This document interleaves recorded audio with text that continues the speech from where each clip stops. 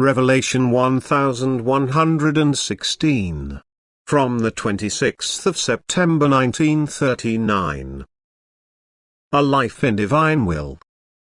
Inner voice. Man should examine himself with relentless rigor to what extent he complies with God's will, and he should always keep his actions in mind.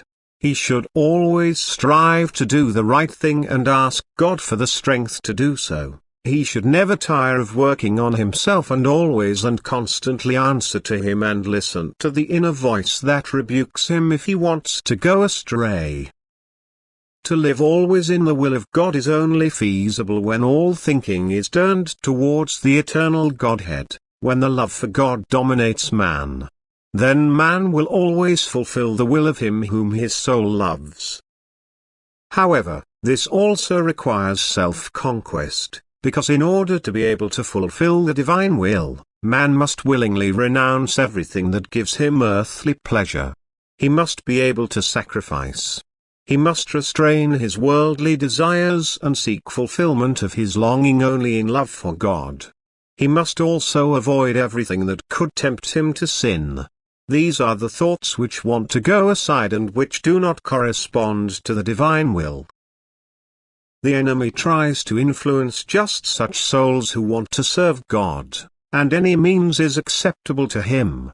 And so he tries to dissuade the striving earthly child from his serious striving for God through whispering thoughts, and therefore a struggling soul will often have to fight against such thoughts, which have to be recognized as an opposing influence and therefore have to be rejected. And again the inner voice must be listened to, which teaches the earthly child right in every way.